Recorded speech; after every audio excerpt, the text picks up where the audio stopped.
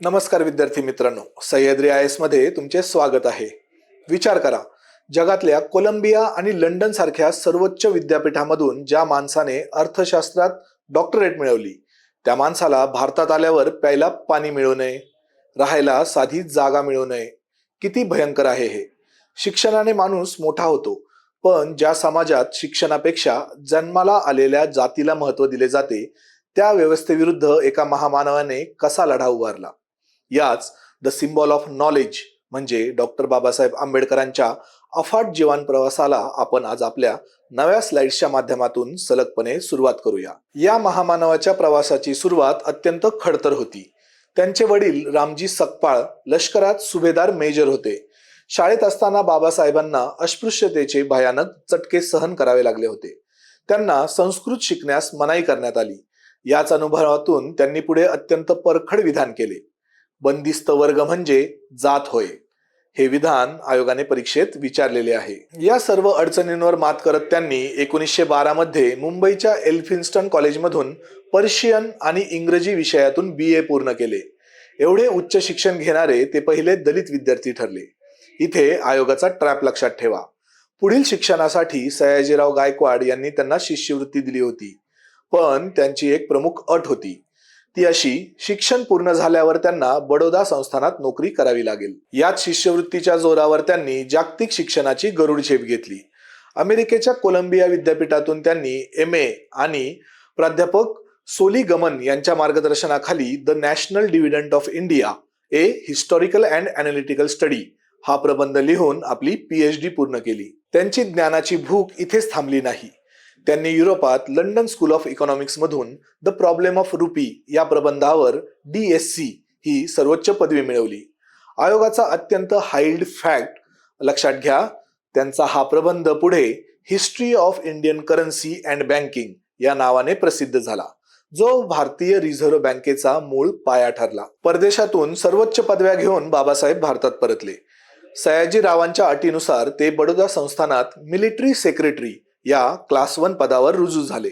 पण मित्रांनो, इतक्या उच्च पदावर असूनही त्यांना तिथे पिण्याच्या पाण्याचा माठ वेगळा ठेवला गेला.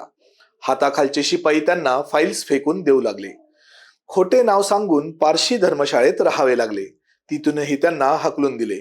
या प्रचंड अपमानामुळे त्यांनी ती नोकरी सोडली आणि इथूनच खऱ्या अर्थाने शोषितांच्या मुक्ती लढ्याची मोठी ठिणगी पडली.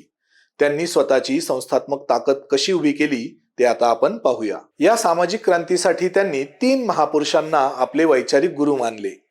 प्रज्ञा, शील आणि करुणेसाठी गौतम बुद्ध, समतेसाठी संत कबीर आणि सामाजिक क्रांतीसाठी महात्मा ज्योतिराव फुले.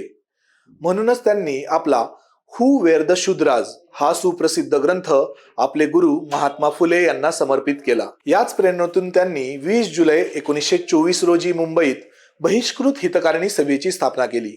शिका, संघटित व्हा आणि संघर्ष करा, हे या सभेचे ब्रीदवाक्य होते.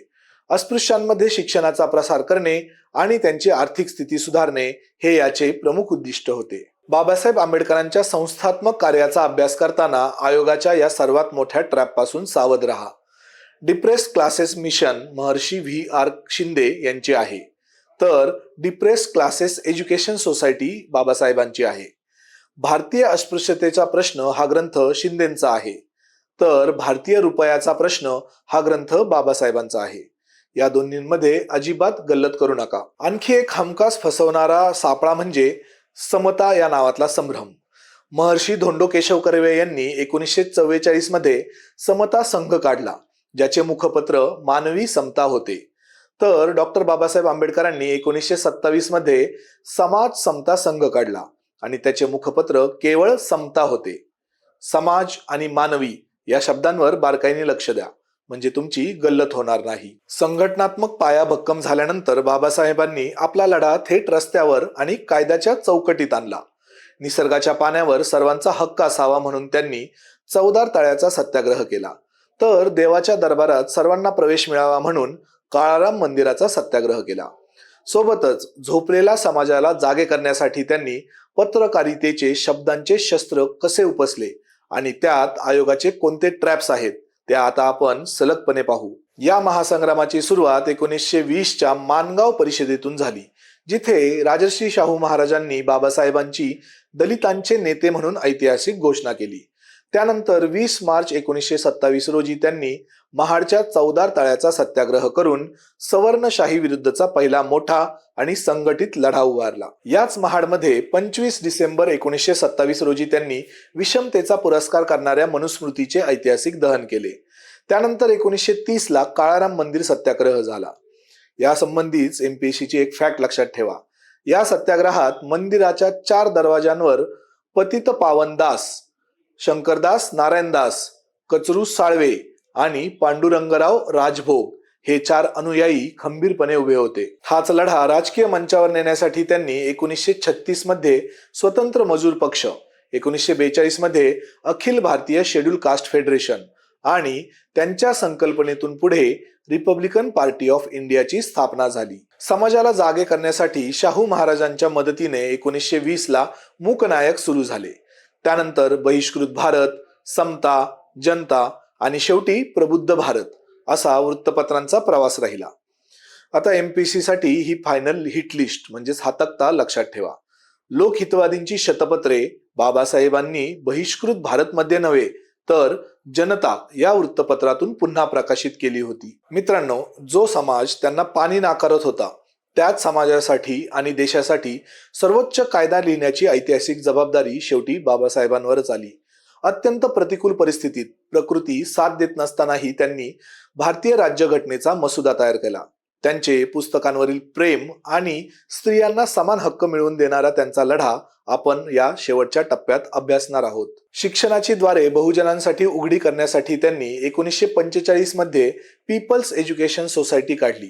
या अंतर्गत मुंबईत सिद्धार्थ कॉलेज जे 1946 ला स्थापन झाले आणि छत्रपती संभाजीनगर म्हणजे त्यावेळेचं औरंगाबादला मिलिंद कॉलेज जे 1950 ला सुरू केले.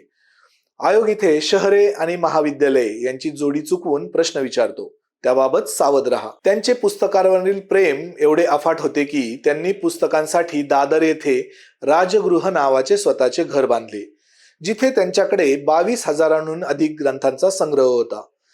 त्यांच्या अजरामर ग्रंथसंपदेमध्ये ॲनिलेशन ऑफ कास्ट, द अनटचेबल्स आणि त्यांच्या मृत्यूनंतर म्हणजेच 1957 मध्ये मरणोत्तर प्रकाशित झालेला बुद्धा अँड हिज धम्म या महान ग्रंथांचा समावेश आहे. 1947च्या मसुदा समितीच्या अध्यक्षमधून त्यांनी आधुनिक भारताच्या राज्यघटनेचा आराखडा तयार केला.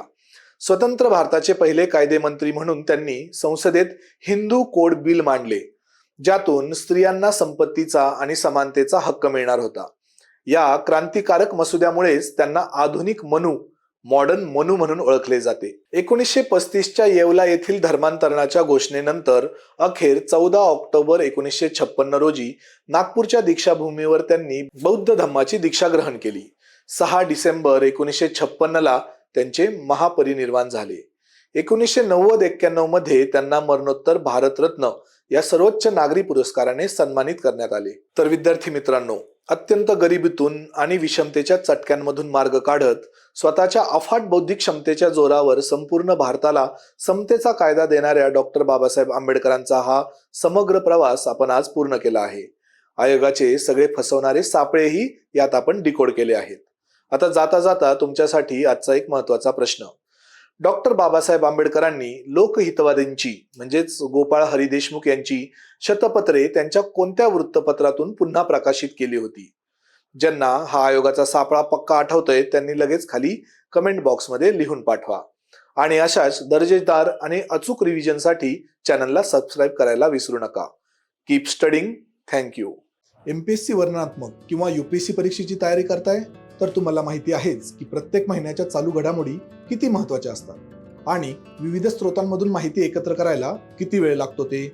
पण जर हे सर्व महत्त्वाचे मुद्दे सारांश रूपात तज्ञांद्वारे बनवून रेडीमेड एकाच ठिकाणी मिळाले तर यासाठीच आम्ही घेऊन आलो आहोत सह्याद्री पल्स, एक दरमहा पब्लिश होणारं मासिक मराठी आणि इंग्रजी या दोन्ही भाषांमध्ये उपलब्ध आहे.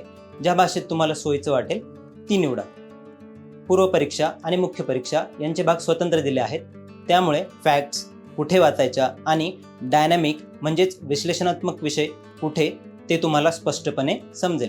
हे एक रंगीत मासिक आहे ज्यामध्ये इन्फोग्राफिक्स, तक्ते, उपशीर्षके अर्थातच सब हेडिंग्स यांचा देखील समावेश आहे. हे सर्व स्मरणशक्तीस मदत करतं आणि फास्ट रिव्हिजनसाठी देखील उपयोगी ठरतं.